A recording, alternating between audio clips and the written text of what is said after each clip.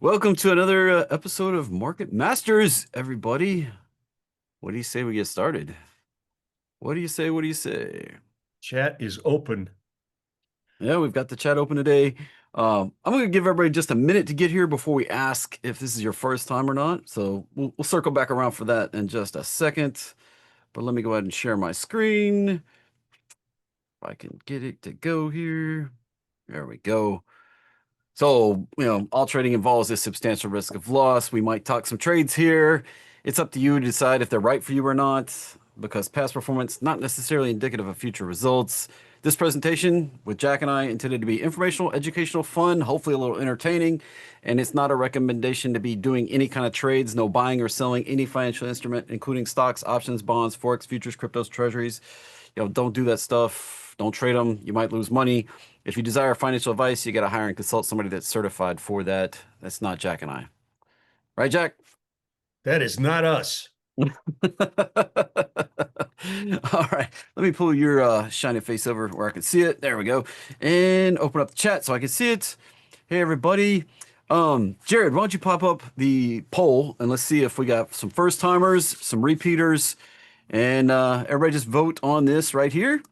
If you're first time, if you're a returning viewer, if you don't know, you can vote that too. Go ahead and do that. And for us, we'll give you just a second to throw a vote in there, and then we'll close it up and see how it comes out. All right, all right. Just a few seconds longer. Everybody get in there, vote. If you're a first time returning viewer, we love to welcome both of you. If you're a first timer, welcome. Yeah. If you're returning, welcome. This is our second show. Yeah. We're going to go a little deeper, build upon what we did last time. And these are always recorded for you. So if you want to go back and see what we did on our first episode on Wednesday, please do that. And we'll record this one as well. And each one of these, we're going to take on a little different topic and dig a little deeper into what we've been doing and build on each episode. All right. So here we go. We got about 45% first timers and about 55% returners. So about half and half. Pretty close. Great. Pretty close. Tell your So friends to join so us on if Wednesdays and Fridays at 11:30. You're going to so love be, because almost half the people missed our Wednesday show, I'm gonna throw the replay link into the chat right here. it. Good So you can idea. catch up on the conversation right here. So if you missed Wednesday's episode, go check it out. Get caught up. We're gonna go a little deeper. We started out with basics of risk and trading just shares, then adding some options trades to it. We're gonna talk a little deeper, a little more fun today. Maybe cover some spreads like debit spreads, credit spreads, and how that kind of changes the leverage game a little bit, your risk reward game a little bit, and we'll talk some of the maybe some best practices.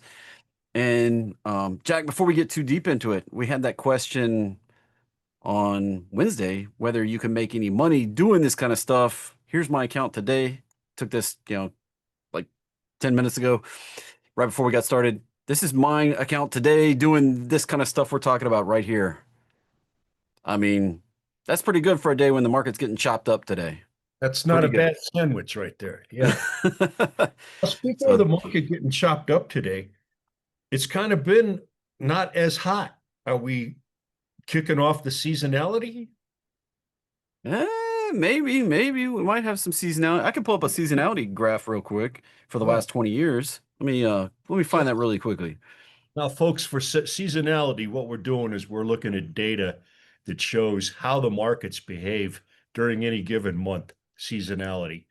And July's been pretty hot, right? But August, maybe not so much, not as hot.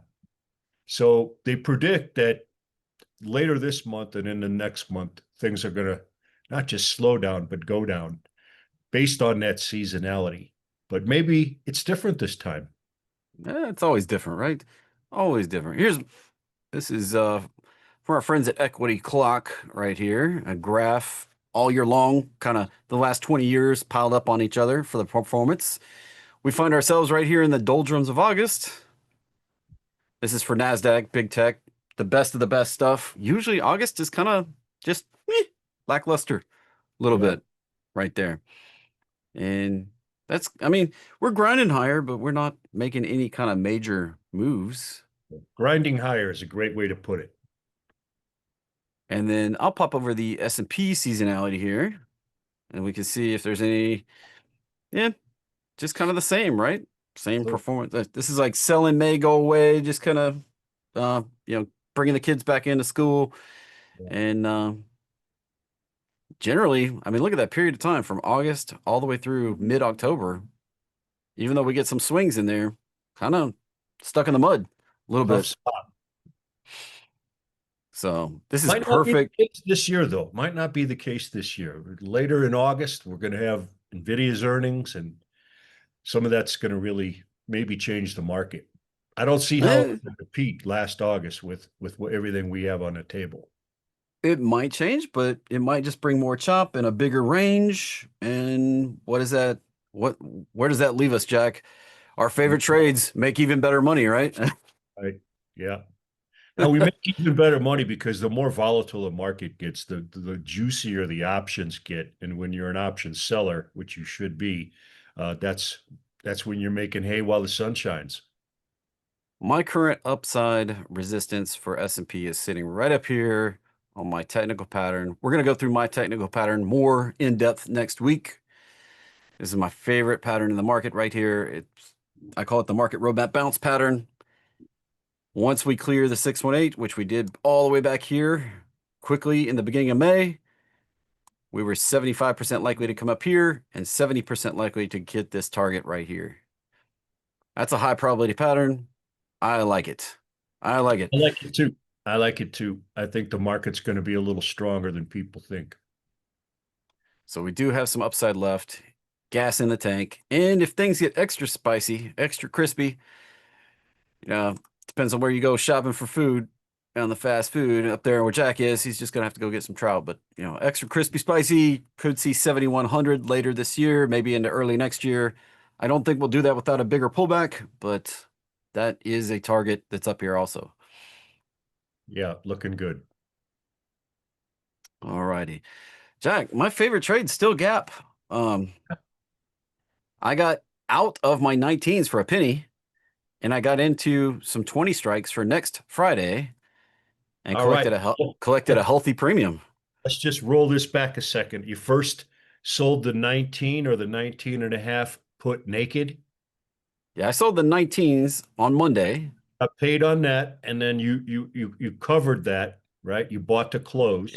Yeah, I bought the close. See, I got 15 cents credit to my account for every one of those I sold. I sold like 12 of them on Monday. So that was a pretty nice little chunk of cash. And what I committed to was buying those shares at $19. If Gap dropped below there and was down there on Friday at the close. And guess what? Today we're at 20.75. I closed them out for a penny. I bought them back, bought that commitment back. I no longer am committed to doing anything, but I turned around and went out to next week and resold the commitment for 20, just a Awesome. little higher, just a Selling it little for higher. 19, sold it for 15 and bought it back for 1. That's awesome, right? But That's the same profit no matter how you figure it out. The only way you would have made more money is when you let an option expire worthless.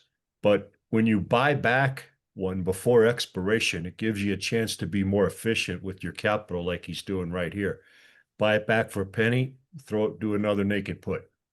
so I actually collected $168 profit on that and didn't have to do anything. I was in the trade Monday through Tuesday, Wednesday, Thursday, and I actually got out yesterday late. So I was in it for 3 days, made $168, never sweated it. Not a bad sandwich.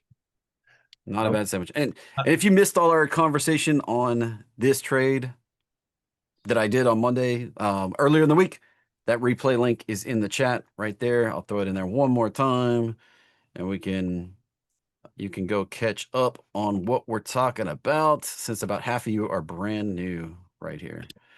Now, I'll show you what I did if you want to pull up AVGO. Yeah, let's go. This has been my trade of the week. So on Tuesday, I sold the 290 strike price put, and I bought the 287.50.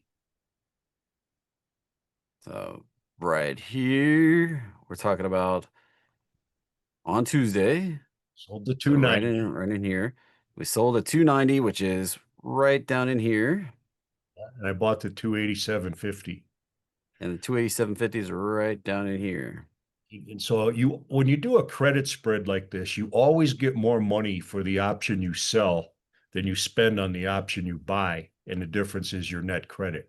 So I sold the 290 and then I bought the 287.50, made a nice net credit there. And today, if AVGO closes above 290, these options are going to expire worthless, and I'll keep 100% of my net credit.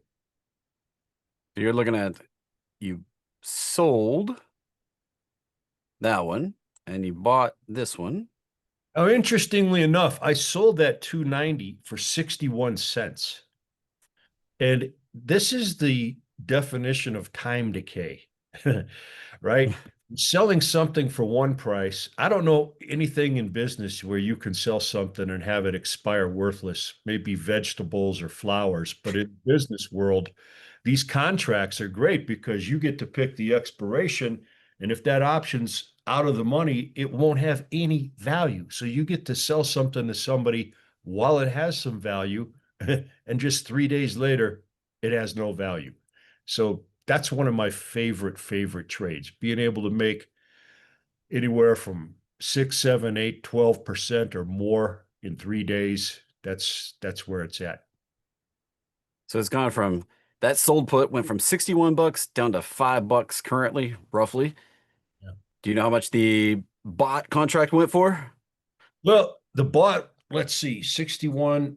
I think I made about 20 some cents. So that would have been like 40, 30. All right, I'd have, yeah, you call it 40. Yeah. I'd let's have call it 40. And that dropped down to right now about $4. Now, people say, why do you buy the 287.50? Why don't you just sell the 290? Well, you buy the lower strike price option for three reasons. One, it lowers your capital required to do the trade. Second one, it limits your risk to the difference in strikes. So it'd be $250 per contract. And the third reason is buying that 287.50 put gives me a huge hedge in the unlikely event Broadcom or the market breaks down, completely goes into the fan and drops. I'll buy back that 290 short put and I'll stay long the 287.50 put. And if the stock continues to drop lower, down 280 or lower, that 287.50 put is going to skyrocket in value. So those are So, the three reasons I buy the lower strike price put. so right now we're looking at roughly $21 credit we got on the front end of this. And now to close it out at the moment, it would cost $1, which would be $20 profit per contract that you did, per pair. You had to do two of them in this pair. And we're talking about selling. We would have sold that 290 and bought this 287. And it's kind of like insurance, right, Jack? Insurance, yeah. And again, it does three things. It limits your loss to the difference in strikes. It lowers your capital requirement, and it gives you a huge hedge, that insurance. Yeah, so this is probably my favorite all-time trade. This is the one I've been doing the longest, credit spreads. Uh, well, covered calls longer, but credit spreads for a long time. And the funny thing is, I had a side. I opened that trade, Stephen, on Tuesday. I always do these credit spreads on Tuesday for Friday's expiration, so I'm only in it 3 days. I want to shave Monday out. I want to be out of the market. That's going to shave about 20% of the time we're in the market out of it. Taxes, this is ordinary income. Or you're saying, okay, thanks. I thought you say, okay, how about taxes are ordinary income, so you got that going for you. But this is my favorite trade, and I'll tell you just a quick funny story. Back in the 90s, I was doing this with one other guy, and we had a side fund that only did credit spreads for our best customers that understood the strategy and that loved it. Problem was, we could only do it once a month. in the third week of the month, because back then there was only monthly options, so we could only do this once a month. And it was good, but it wasn't a lot, you know. Now, when weeklies came out in 2010, that opened it up to where now we can do this 4 times a month instead of once a month. And that's when things really took off in 2010 for me. But it took me till October of 2011 to really figure it out. So not being the brightest bird in the nest, it took me a whole year to get a handle on these weekly options. But now I've done it. This is exactly what I'm doing. I can do it in a bull market, a bear market. I can use a bear call spread or a bull put spread, depending upon what the broad market's doing. And I can find a setup with this every week. Now let's talk a little bit about the risk involved, if you want to, Jack. So let me pop my calculator back up so we can actually do some numbers for everybody. Now the difference in strikes here, we sold that 290. That gave us the obligation to buy shares at 290, right? That's no different than selling a cash secured or naked put. It's selling a put. You could, in fact, put those shares at 290. That's a real risk. Now we bought insurance, or Jack bought insurance, 287.50. So the way we figure out the risk in this trade, your insurance is down at 287.50. This is not unlike when we talked about buying a put when we were buying shares on Wednesday. So we add that 287.50 on here. So we have a $2.50 downside. But that's not the real story yet. So difference in the strikes is your risk, but you got to subtract off your credit. And Jack says he got about 21 cents. So we actually subtract that off of here. And this is the per share risk. And options are, reminder for everybody, options are in chunks of 100 shares. So we were looking at a $229 risk right here and a 21-cent upside. So you do your risk reward, roughly 21 cents divided by 229. That's a 9% return on risk, 9.2% return on risk in just 3 days. That's a pretty healthy return. Take that, multiply it by 52 weeks. That's your annual, assuming 476%, assuming you're able to get something close to that every week. Well, I haven't had a week where I haven't found a trade. Even on a short week where we have a holiday during that week or a holiday and a half day, no matter what, I've been able to pull this trade off. And I think personally, I love to get paid up front. There's so many things I love about this trade. I get paid up front, get to hang on to the money no matter what. I can do it every week. I get to pick the strikes. I got only 3 days. I can stay deep out of the money. And you can do this, you know, every week. I just love doing it. It's one of my favorites. I just love getting paid. You know, we talked after I got out of Dean Witter, the classes we were trained on Wall Street, and we were having this big discussion with these guys about which would you rather do, pay and buy a call or a put, or get paid, right? And take on the obligation of getting paid for a promise. And what I found was that, you know, I was in this class with guys from all over the country, and these guys from San Luis Obispo and Malibu and all these guys, Miami, they grew up wealthy, right? And that's how they got into the brokerage business. And for them, they always loved buying calls or puts. But for the guys like me growing up in Gary, Indiana, you know, we didn't have any money. And, you know, I got into the business luckily. But when I saw it, I would always think, man, I would so much rather, I can't believe I can get paid up front. And I still can't believe that. You think you'd only get paid on this trade if it worked out at expiration. But anytime I see a trade where I can bring in income, I'm far more interested in that than if I have to pay to take on some risk. I'd rather get paid to take on the risk. That's income trading. Yeah. And Jack and I are both income traders. Jack more longer term at it than I am. I do it as a piece of my broader um, assortment of portfolio management strategies. It's just a piece in my cog, if you will. So I like them. I trade them, and that's it's one of the beautiful things about the market. You can do all different types of trading. And Jack here telling us one way he repeatedly comes at the market. 52 weeks a year, you got this opportunity right here to do this trade. 3 days of risk. That means the other 4 days of the week, your money's safe. Your money's not at risk. I mean, that's pretty wild right there. 476%. And most of the time you're not even at risk. Yeah, yeah, I love it. And that fits my personality, which is what I also tell people. You might not know your favorite types of trades when you're newer, but after you've been in it a while, you'll kind of gravitate to strategies that not only make sense to you, but fit your risk profile as an individual. And that's why people say, hey, is this the best? Is what Jeffrey does the best versus is Jack's the best? It's just what fits me.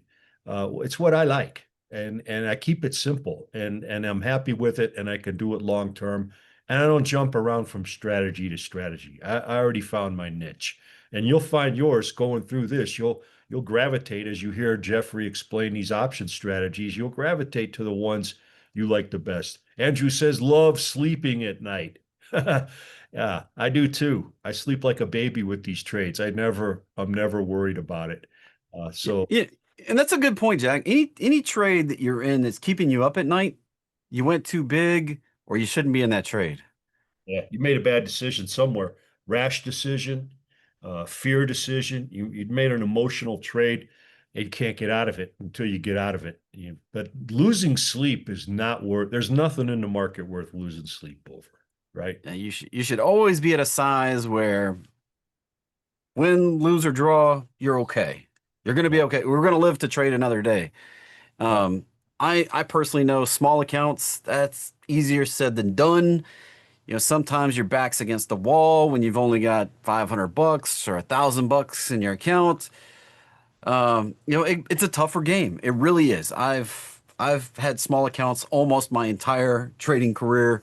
Only more recently am I learning the caveats of bigger account trading. But I- hopefully, I can relate to everybody here that I understand. Like trading a small account, that's difficult. You got to be careful. You got to be extra vigilant on some of these risks, and don't if you're sitting there, I'm really speaking to the smaller account people when I say if your trade is keeping you up at night or you're like thinking about it while you're eating dinner or you're thinking about it while the market's closed or you're distressed about it, you shouldn't be doing those type of trades. Just period. You shouldn't. Um, and if any trade does that for you, save your money, put it in a dividend payer, um, I and, got to and tell and just wait until you have more cash. I only learn things the hard way. I never learn anything the easy way. And I had a trade that kept me up for several nights. One time I shorted a stock when I had my fund, and it just kind of seemed right after I shorted that stock that everybody knew Jack Carter shorted it, and they took it higher. It ripped higher in my face. And like a dumbass, I didn't cover it right. I just should have covered it right away. Instead, I drugged this thing out 2 weeks, drank more scotch than I ever have in my life during those 2 weeks, right? Just angry, in a bad mood, uh, couldn't sleep, didn't tell Mrs. Jack. I would never tell her that or have her worrying about it too. But this was a bad, bad, bad trade. Probably the biggest loss I ever took in my life. And being stupid, I stayed with it. All right. That I compounded the problem by being extra dumb and thinking that this is going to come back and I'll be able to cover it and make a fortune. I didn't. That was the biggest loss I ever took when I covered my short. And that's how right after you get burned really bad. Now, again, I got to get burned a couple times before I quit. I blew up my very first account. I bought options and it didn't work. And I was 23 years old. I thought I was going to fly back to Gary, Indiana, and be a big shot with money in my pocket and big smart Wall Street guy. And That's not how it happened. I ended up taking the bus back to Cary, Indiana, Mm. be with my dad. I'll never forget the look on his face, picking me up at the bus station. Just like, dude, could you have screwed your life up any more? You know, get out of that stock market stuff. And he got me a job washing semis next to the steel mill where he worked. Like we could have gone to work together and stuff like that. I bless his heart, but there's no way I was going to wash semis. I was just going to come back and figure it all out. But I figured this all out, and it was not easy for me. I got my face ripped off learning it, and I learned what I don't want to do anymore. So you'll have that going for you too after you have a few losses and you realize you don't want to do this. Yeah, and smaller account, you don't want to take risks. You want to park it somewhere for a little bit till you have more money. Here's a good place to park money right here. This is AAA rated collateralized loan ETF right here. In the history of the United States, we have never had a AAA rated collateralized loan ever default. Ever. Right here. This is a beautiful place to park money. The dividend on this is 5.74% right here. It is an absolute beautiful place to park some money. Now, I have it on an adjusted basis. If you look at it, you actually pull up the chart, you're going to see this right here.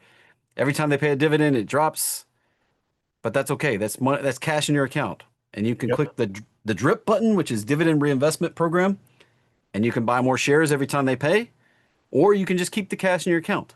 Either way. Another good place to park it, and I use this all the time, is TBIL. T-bill, yep. Got another one? Yeah, And there's that lots of these that I have. This is another gray one.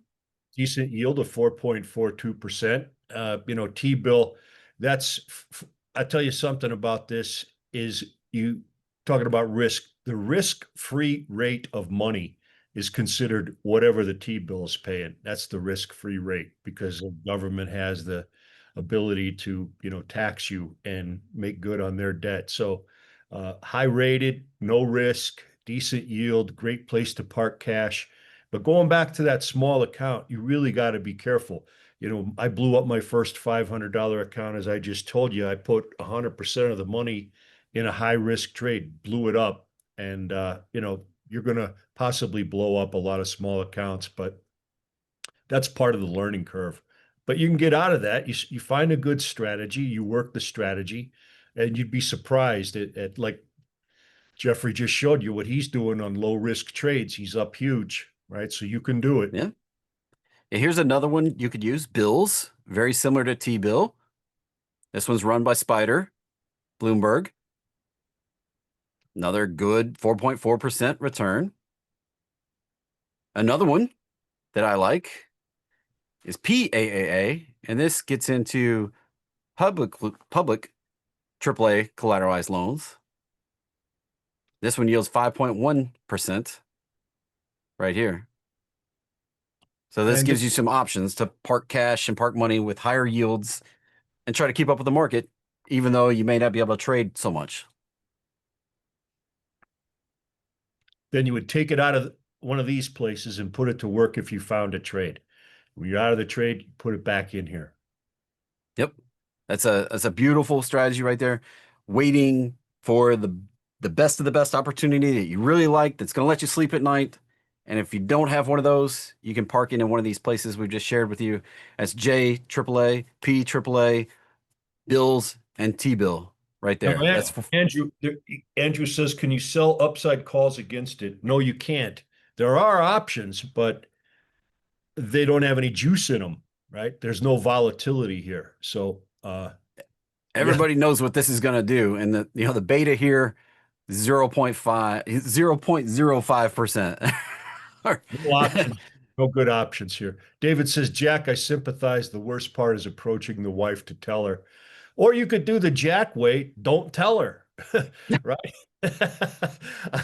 I still ended up good for the month. Not There was a really low paying out month, but I don't share the day-to-day drama I go through with my wife has no clue, right? And she likes it like that, and I like it like that.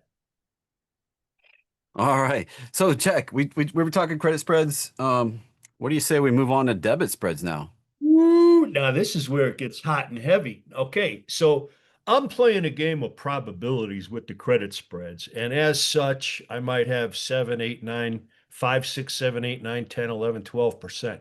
That'd be a big trade for me in three days. Um, Yeah.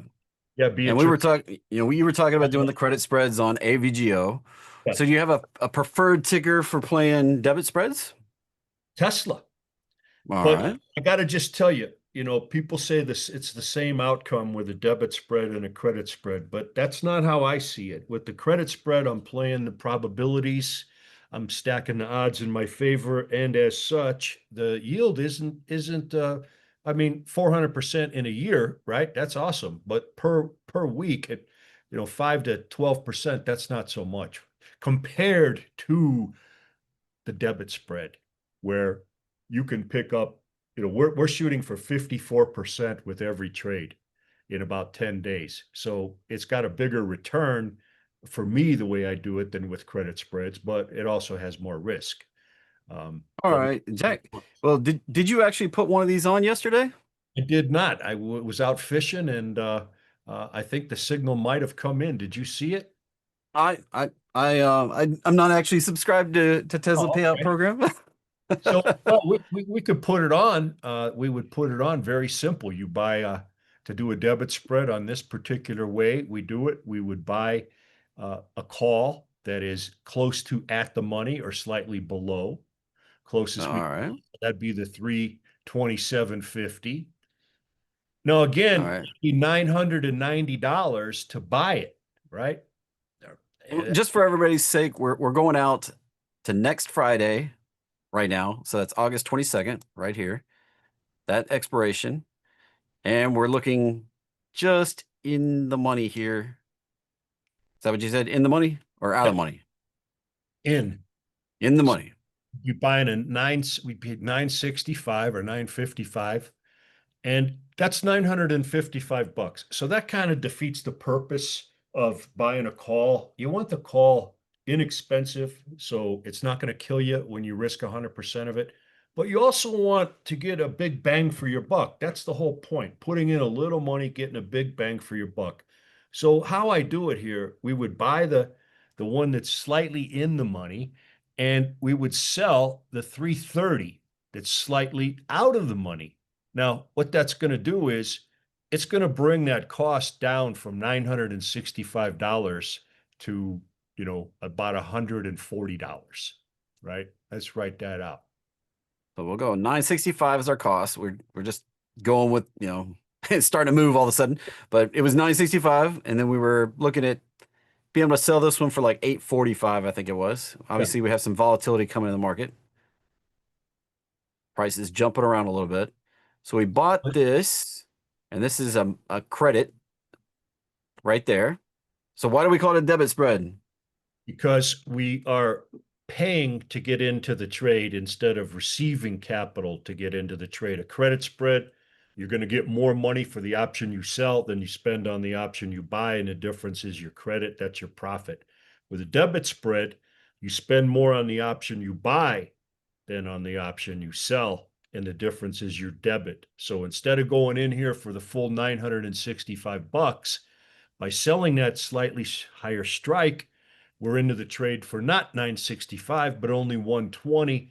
And we still have all the upside in the world you could want, right? Anything over 100, 250%, that's awesome. So people say, hey, you're capped, that the max you could make on this trade. That's true, but the max is so far out of the realm of what I'm looking for, right? I'm only looking for 54% on these trades in about 10 days. So it might be capped, but it's no big deal because I'm happy with the limit on that cap.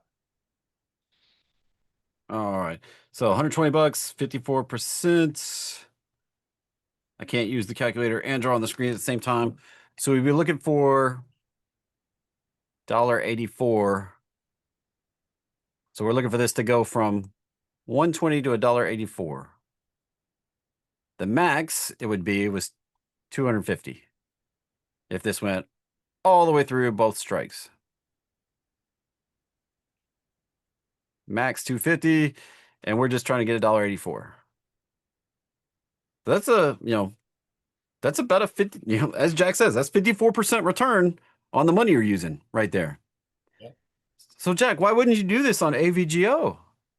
I would, All right. but there's just something, there's a crazy phenomenon in Tesla that on days where even Tesla stock is not the most frequently traded stock, the options are.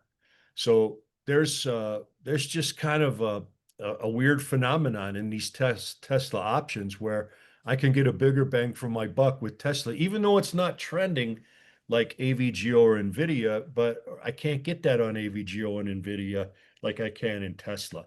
So this is like, as far as debit spreads go, this is my favorite stock to do it on. And David asked which service to follow weekly credit spreads. Jared could probably give you a link to the weekly options profits. You could read about that. And Jack, I'm actually coming up with a credit spread program of my own, very short-term ones that we're going to be launching in the next couple of weeks right here on the show, I think. Nice. So everybody should stay tuned to that. They're going to be really short-term, just a day or two out in time, and Yeah, all automated with a fully automated alert system cool. that I'm putting together. So that'll be Steve, coming up soon.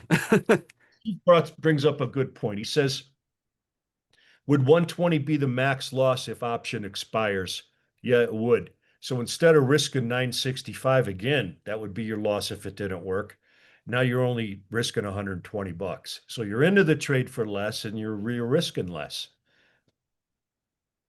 I Yeah, can't wait for you to do if your. Tesla just plummeted out right here, we'd be looking at 120 per contract loss. Yeah, I can't wait for your credit spread service, but don't tell me anything about it or I'll lose sleep. I'll get sick. Get too excited. I do. Anything that makes income, any income style trade, I can't get enough, man. I just love getting paid up front, especially when we stack the odds in our favor. And I know you're going to stack the odds ridiculously high when you do this, which is why you have 100% win rates on some of these services. So I can't wait, but I'm going to wait. I don't want to get too jacked up. You might my not the test trades I've been doing myself, I'm at 100% win rate.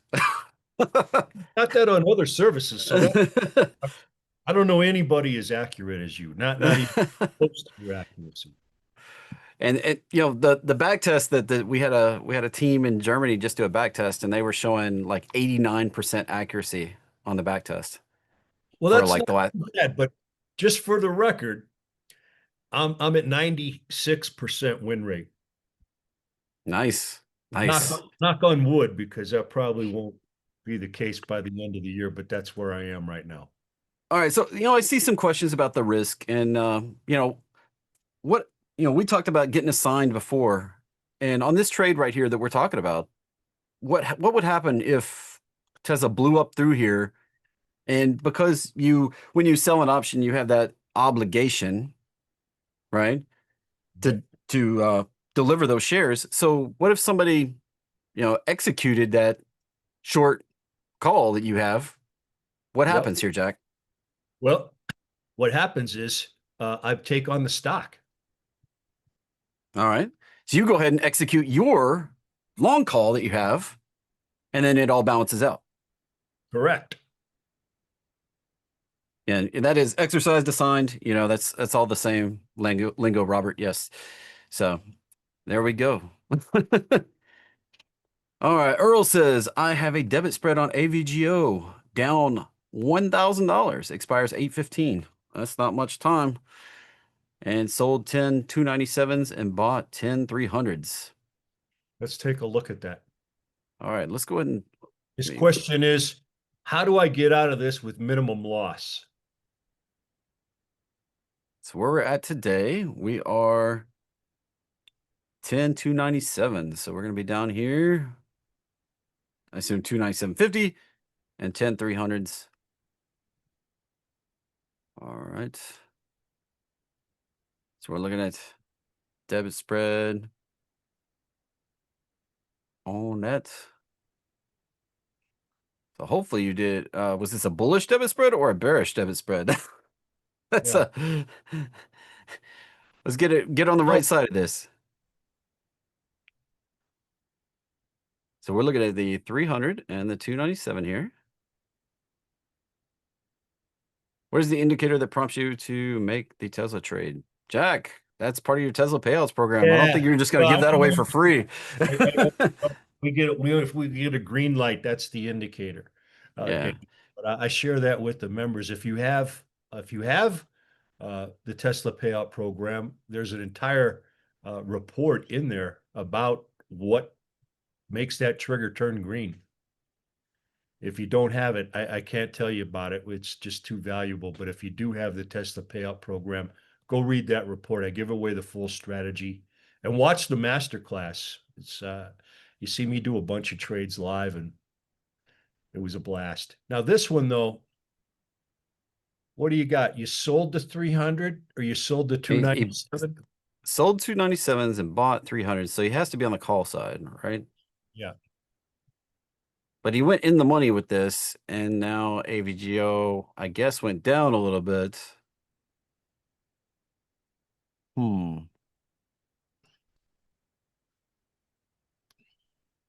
This is really odd why you would be down. Yeah, I don't get it.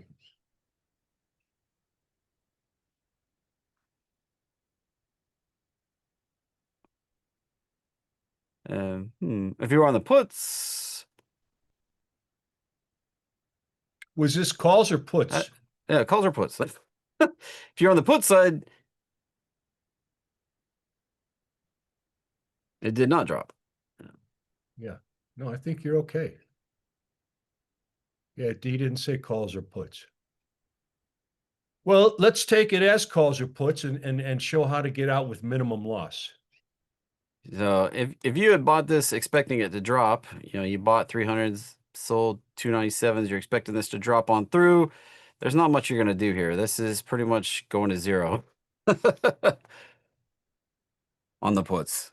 You've got basically 15 cents worth of value per contract left. And there's not going to be any type of rolling forward, anything like that you can do on expiration day. But if you want to get out of any trade, like any spread, you always want to cover the short option first. Yeah, you gotta, because if you leave that, your broker's gonna go nuts. If you close the long first and you leave the naked short open, Crazy. your margin's gonna go through the roof and they're gonna freak out on you. Gonna flip. They might just make a move on you and trade you out of it. So when you put on a debit or a credit spread trade, you're gonna sell to open one option. You want to buy to close that option to take your risk out. Now, if you were on a See, now the other thing, Earl says I expected it to go up. When I'm doing the credit spread, I don't expect it to go up. I just don't expect it to go down 7 or 10%. Right? I don't need it to go up. It can go flat. It could even go down, 7, 8%, depending upon how much cushion I have. But that's how I like to do it. Is I don't want to have to expect it to go up. I don't want to need it to go up. I want to get paid and then let it do its thing. If it goes sideways, fine. If it goes up, fine. If it goes down, fine. It just can't go down too much. yeah, if you had done a debit spread and you were expecting it to go higher, you should have been in calls and you should have been buying a closer to the money call or in the money call and selling a higher That's right. strike call. And you should Yeah. have been on the call side. Yeah. Debit spreads, bullish. If you're bullish on a debit spread, calls, just like buying a long call. Yep. One in the money, one out the money. We call that a wrap order. You're wrapping the price in the two Our, orders. our good friends Nate and Graham talk about wrap orders all the time. I believe it's Graham's strategy. That's a wrap. All right, wrapping the price. Right, price is right in the middle. You're wrapping that baby up, good and tight. And if price goes up, high probability to make some money there. Price goes down, that's a high probability to lose some money, but probably not super bad. Now, if you're bearish, you would do a debit spread on the puts side. All right. So bearish, if you're a bear, and you're doing a debit spread, you do puts. Now, this gets a little confusing when we talk about credit spreads because it flips. All right. So if you're bullish on a credit spread, you got to do a bull put credit spread. We'll put. And if you're bearish on a credit spread, you do Bear a call. bear call credit spread. So the bear call would be higher than where the market price is. You put your spread up there higher. The bull put would be out of the money below where the market price is. Like, So a bear spread on AVGO, we would sell one and buy one further up. If we were bullish doing a credit spread, we would sell and buy one lower. further out. Perfect. Now, what happens when you do both at the same time? Or no, if we were doing two credit spreads, we could have one above and one below. That'd be an iron condor. Yep, that'd be an iron condor, and we expect price to just go sideways and stay in between the uprights for full profit. Now, if price were to deviate outside of the uprights, I would close this one, and then if price came back up, then you have the opportunity to close that one. So that's a strategy for navigating. I don't tend to try to squeeze them in that closely myself. I tend to just pick a direction and go with it. There's other much fancier strategies like butterflies and stuff, but I'm just not. That's beyond my. I've never made money with a butterfly. I've tried it dozens of times, just never made money.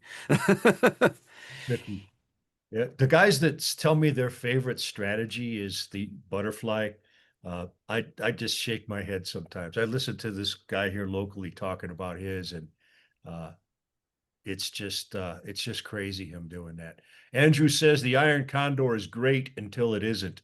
Yeah, the problem with the iron condor, Andrew, unlike the credit spread, is I'm only on one side when I'm doing a bull put spread. So I only have to worry about it staying above my short strike. When you got the iron condor, now you need this stock to stay in between two strikes, right? Because you got a credit spread below and you got a credit spread above.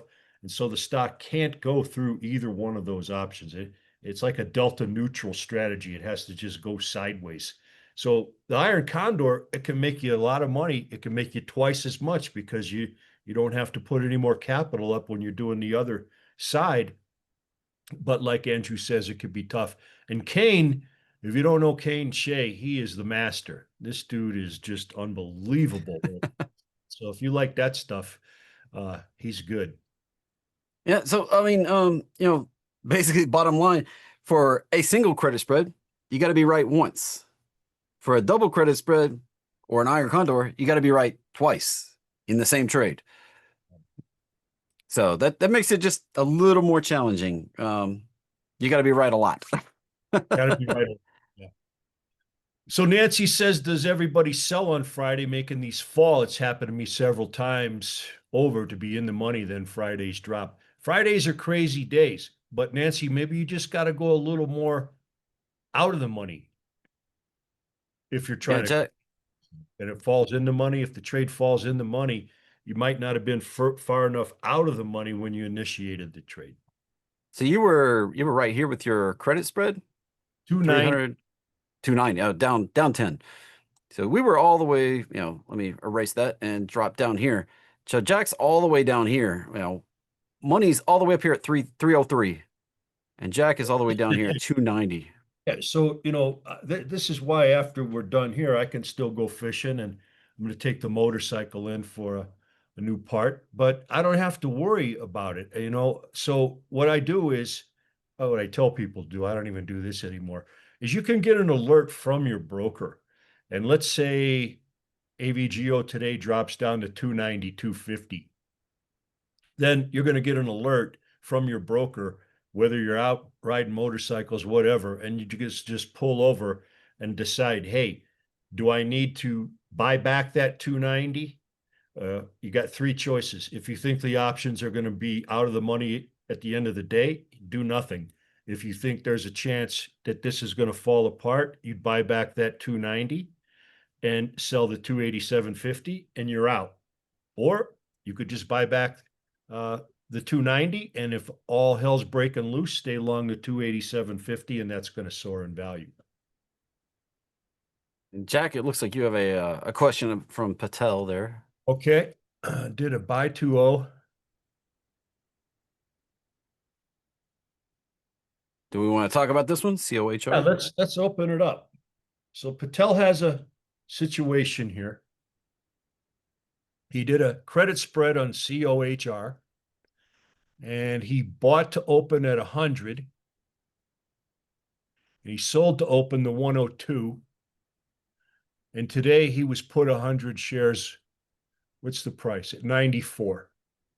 And the sell to open is still open. So it looks like I'm out about $10,000 to buy the shares. I don't understand how this works. So you were put the shares today. And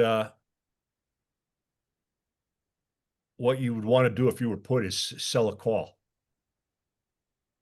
Yeah, it looks like this took a nice spill on earnings here. So he bought sold 102, bought the 100 right underneath it. Was this a trade that expired today? Well, the sell to open wouldn't still be open if you were put the shares. The open position would still be open. I think Position, the buy to open position, the 100 would be open. Yeah, you're That's not going 100. to be any value. But the sell to open, the 102 would be assigned right now that it's at 94. Yeah, so I think we sold the 102. We bought this for protection. Now, what you can do is you can execute your 100, or you could sell your 100. Yeah, your buy to open is very valuable. Okay. Let's take a look at what's the value of it. If you have $100. Yeah, I'm going to roll down here the options 1 second. And you bought the right to put it to somebody at 100. So your max loss is only 2. You see that, Patel? PL?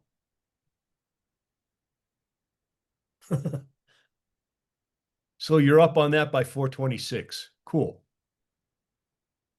All right, so we sold this one right up in here. But we bought this one. Yeah. So you took it in at 102, but you have the right to put it to somebody at 100. So you're only out $2. You don't have to take on the whole 10,000. Assign yours, right? Your risk was 200 minus the credit. That's right. Now, you can take on the stock because that was probably an overreaction to the downside on the earnings, or they already bought the shares in my account. Well, you could turn around and put them to somebody at 100. But if you don't do that before that option expires, then even though that option, that 100 is in the money, it's going to expire worthless if you don't either sell it or assign it. And so selling it is the way to claim and reduce your risk to only $200 now. And if this recovers some back up in the coming days, then you have the potential to make all this money back plus some, if you have the money to keep this open. If you don't, expiration on this one, Pete. Sorry. Yeah, when's your expiration? Today? That's crazy that yeah, 8:15. So today. So you're gonna have to close this. You're gonna have to take some action here. Yeah, don't let it's a valuable option. Don't let it expire worthless, right? You're gonna have to decide what action you're gonna take, but you can either contact your broker and have them execute that, exercise it. That would take shares that you just took, and that would put them back out at $100, even though the stock's at 94.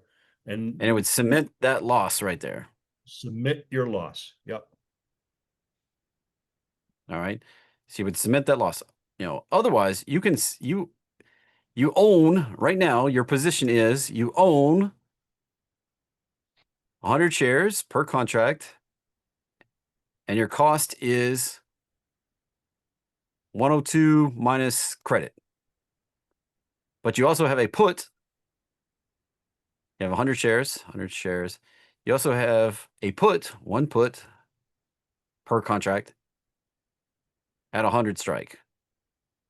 100 strike. That is now worth roughly $6, roughly. $6. So that $6, your 102 minus your $6.